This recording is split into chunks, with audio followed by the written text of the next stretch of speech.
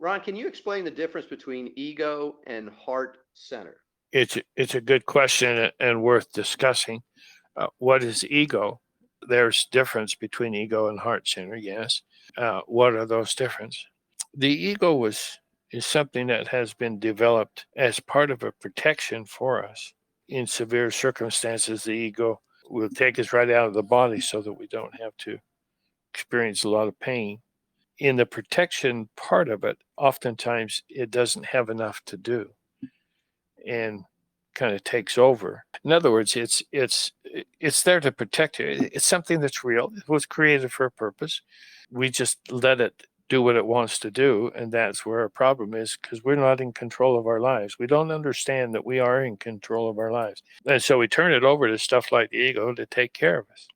When you start taking care of your own life, and when you start accepting your responsibility as a steward of your life, and you are the creator of your life experiences, when you start getting into that sort of stuff, then the ego is going to be on notice that it doesn't get to be the one that's so powerful anymore because you are exercising who you are, which is the more powerful than your ego.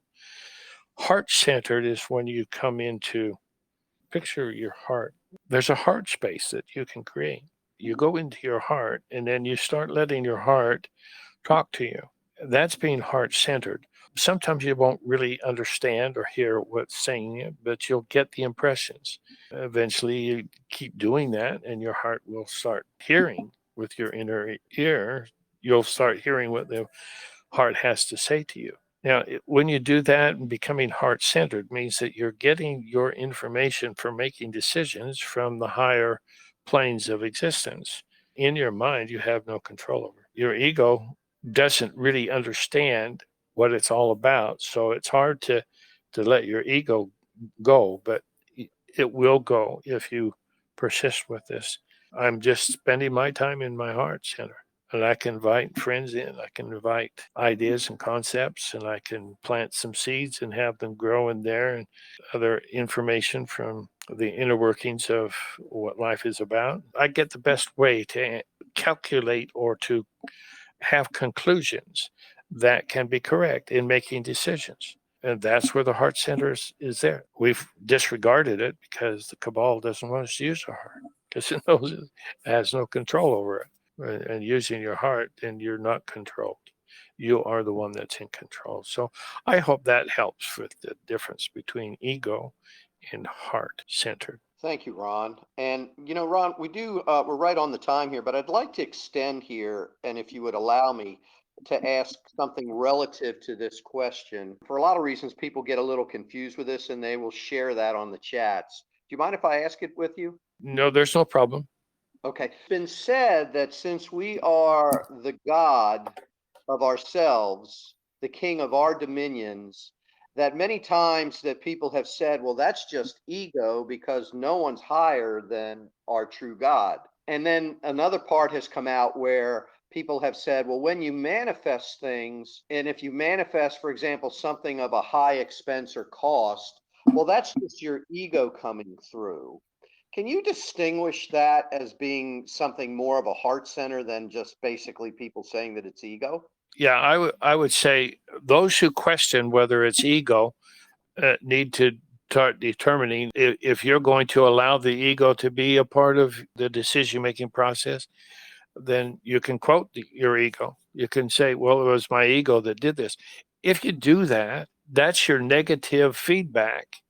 You're giving it a negative thing that you're not going to allow to take place. Ignore your ego. Ignore the fact that it's there. Let it mature. Let it grow into what it's supposed to be. You taking charge of your life eliminates the problems that are associated with the ego. It's just natural. Ego takes the place because you have neglected your responsibilities to be the God of your being. I am the Lord God of my being. And when I ask it to do something, then it does it to the greatest extent that I can manifest it. That is a true statement. We are in charge. You can't be telling things that this is the ego doing this, because you will negate any positive actions that come from that because you disregard the ego. Don't even bring it into your conversations. Ego is because you have not taken charge of yourself. You're the Lord God of the being, not the ego. So if the ego's out there doing all this garbage stuff, good luck on finding the joy and the happiness that you're looking for, because it's not going to help you. It has its own ideas of what you want, and it feeds on the subtleties that you feed it. So if you're taking charge of your life, you're going to be a much better place and put your ego in a place where it can be effective for you. Don't disregard it totally. I don't concern myself with my ego. I don't even think about it. If it's in harmony with what I'm trying to accomplish, then that's okay. But I'm the one in charge. I don't have to worry about my ego because I'm the one that's in charge, period. I hope that helps. Excellent. Thank you, Ron. And we'll be right back.